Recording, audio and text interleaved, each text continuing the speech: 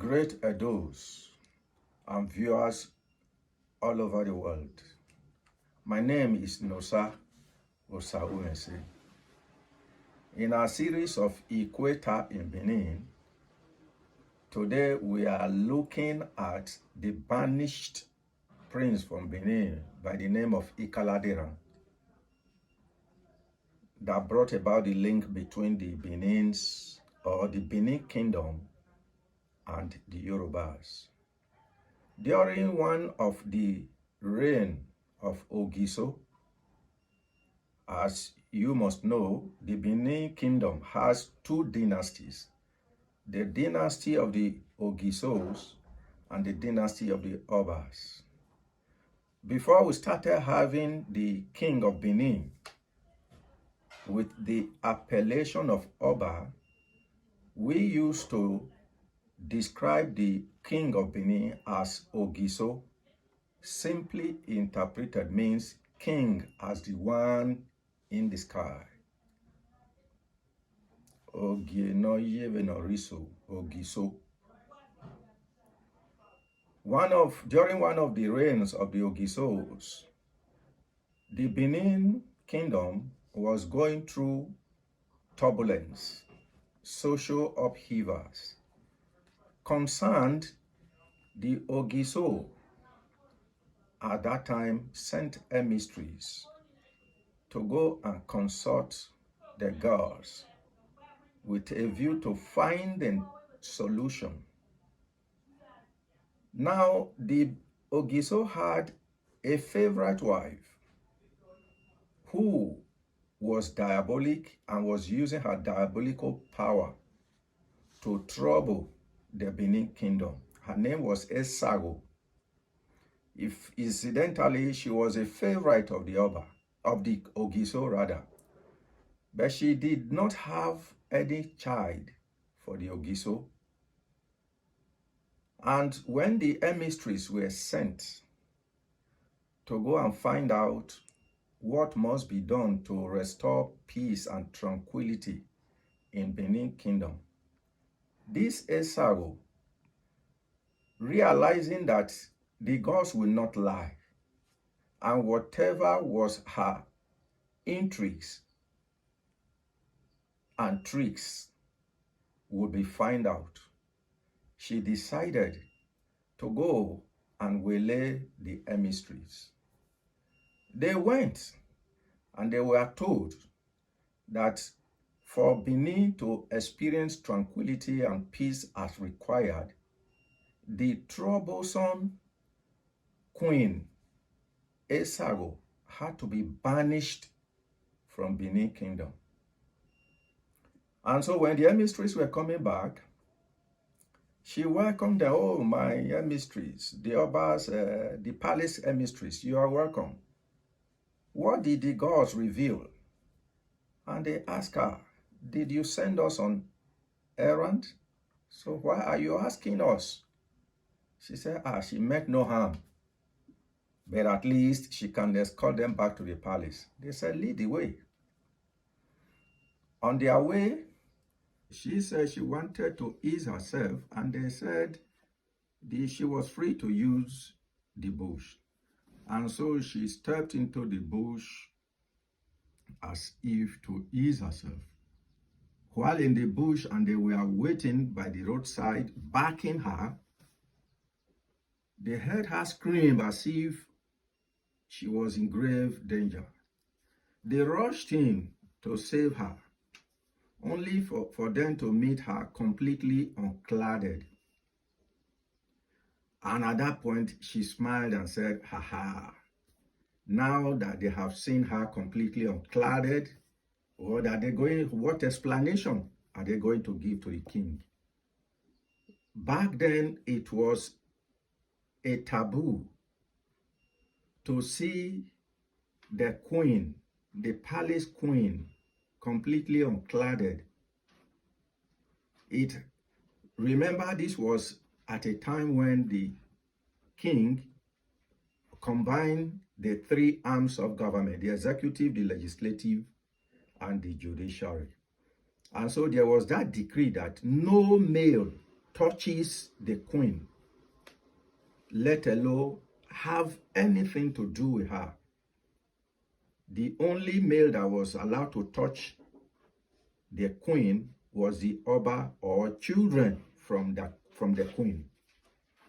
And so, knowing the grave consequence of having seen the queen unclothed, they now ask her, why would you do this to us and put our lives in danger? She said, yes, at least they can make a bargain. If they still want their hairs resting on their shoulders, they should at least let her know what the God says. And they told her that the gods revealed that for Benin Kingdom to experience tranquility and peace, she, the queen, needed to be banished from the kingdom. She said, very well. As it is, all they need is to tell the Oba that the heir apparent is the one that the gods revealed should be banished from the kingdom. In fact, not just banished, should be killed. And the people said, that would be unfair to the prince who is innocent in this matter. She told them, well, they had a choice in this matter.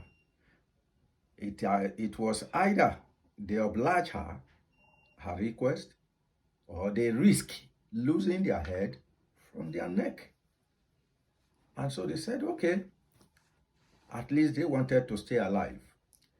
When the emissary got back to the palace and the king was expectant. What was revealed? And they said, the gods revealed that the heir apparent, the prince, needed to be banished from the Benin Kingdom and in fact should be executed. And the Oba said, why would that be? What has the heir apparent done wrong? They said that was what the gods revealed. But because he was so interested in having peace and tranquility return back to the palace, he said, well, let the wish of the gods be. And so people or messengers were asked to go and carry out the wish of the gods. They led the prince away to be banished and in fact to be executed. But as they went and they got to a village called Uruohoho, the people or the messengers were duly informed by those who went to consult the god that, look, this man is innocent. Don't have his blood on your hands. They were told the truth. And so those who went to carry out the wish of the gods got there and told the prince, you are left to sort out yourself. We will not soil our hands with your blood. So they sliced the neck of a chicken and rubbed their sword with the blood. And so they let the prince to go. And they returned back to the palace and showed their sword as evidence of mission already executed, accomplished. The Prince Ikaladerhan, as he then was called, started wandering, struggling for survival. When he traversed through the length and breadth of the forest, he eventually got to a place called Uhe. He settled there for a while, and then he moved on from there until he eventually got to the present day called Ife. When he got there, he met people, as are then vassal states here and there. He established for himself a community because of the stoic strength and experience of enduring hard times, he was able to distinguish himself within the shortest time. He now had a flourishing kingdom that attracted other vassal states to come and pledge loyalty to him for protection. And then expansionist tendencies were commonplace. And so there were constant wars levied against one community or another. But each time these wars were levied, he ward off with ease. And so this attracted other communities, other vassal states to come and align with him. And that's made his kingdom to blossom so very quickly. Meanwhile, the kingdom from where he was banished, the Benin kingdom, experienced worst turbulence with no peace at sight. The Ogiso was so worried, and he asked, "But we have carried out the wish of the gods. Why are we still having problems?" Again, he sent another set of emissaries. Those one went, and when they got there, the gods told them that the turbulence and the social upheaval in Benin Kingdom would increase because they have done injustice to an innocent soul, that the heir apparent must be brought and crowned, and the Queen Esago banished. They said, but the heir apparent has since been executed. In fact, he has been banished and executed. The god said, no, he is living and they must find him. So the emissary came back to the palace with this message. The king was confused. Was it not the gods that said the heir apparent be banished and killed? So why is the mixed up? He now called the first group to come and explain the seemingly confusion. The first group then confessed that on their way, this was what happened. The Queen Esago saw them on the way, and she got herself unclothed, and that would have ended their life. And that was why they had to tell the story they told. And so it tallied with this second emissary finding that the prince heir apparent was still alive. The question now was, how do they find him? This had been after years. So another group was now sent to go and search him wherever he is. He must be brought back to take over the throne for the peace, for the sake of peace, to reign in Benin Kingdom. This was not going to be an easy search. They went in search of him. Every community they come to, they will ask. They will describe him. The people will say, yes, they saw somebody like that, but he has since left. They got to her eventually. They asked, they say, yes, that man actually came here, but he stayed for some time and left.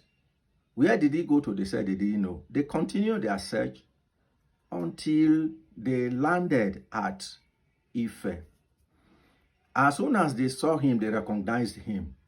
They said, yes, this was the prince. They greeted him, introduced themselves. He told them that, yes, he knew them as well. And they told him their mission was that they had come to appeal to him to return back to Benin. He said, return back to that land of vexation? No, that he wouldn't do.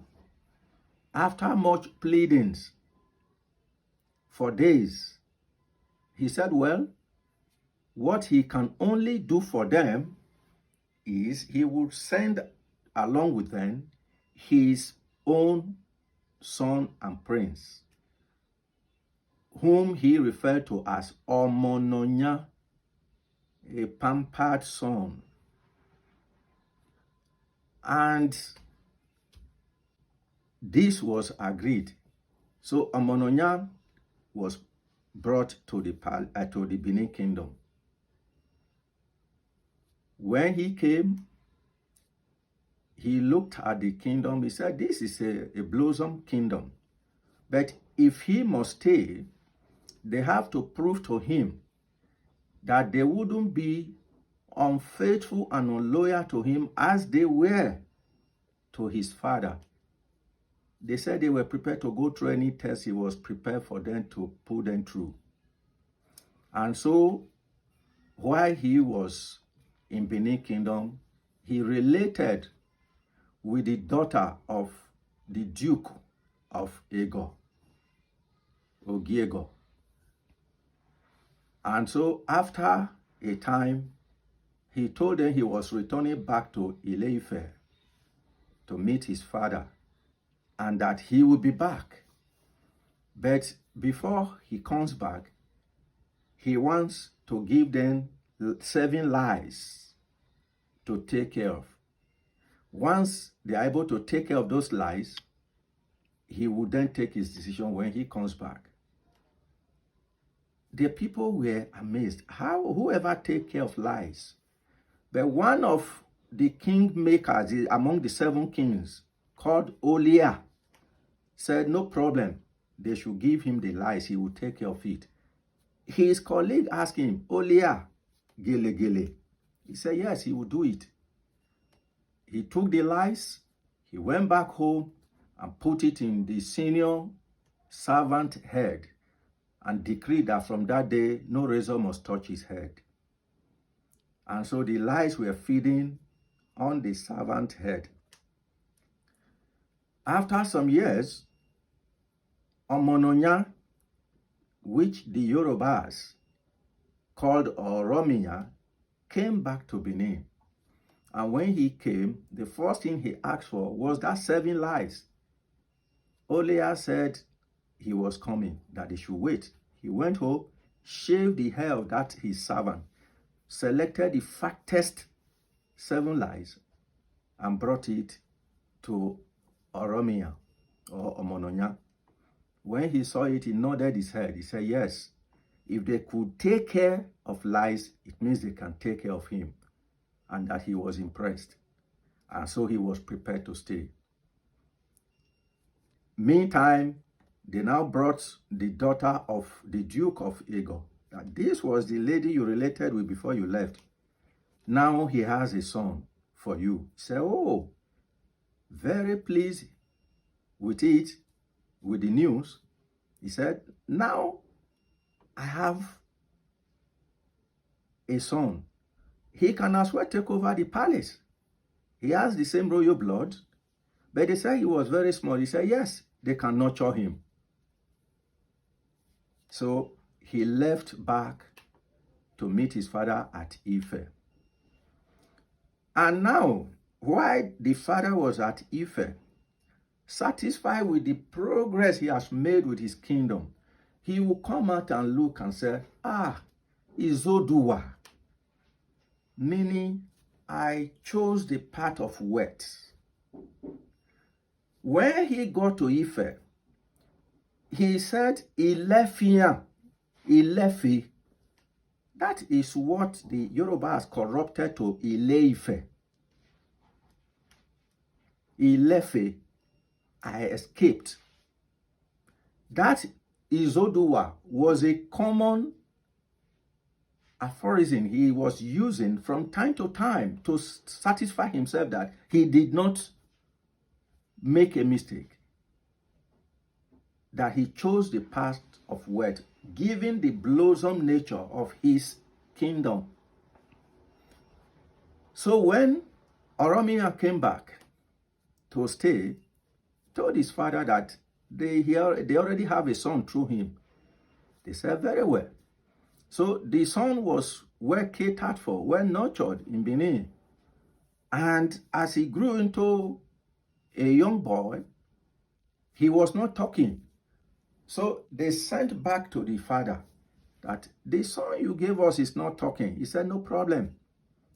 He sent 7 magical marbles that they should give him to play with his friend. 3 sets on one side, 3 sets on the other side. One was to use as the striking marble. As they were playing, he struck his opponent's marble and said, Owomika. That was the first language and pronounced word that came from him. This was later to be corrupted to Eweka by the Benins. And so when it was time for him to be crowned as king of Benin, this marked the transition from Ogiso to Oba. That appellation Ogiso had now been abandoned and Oba was adopted.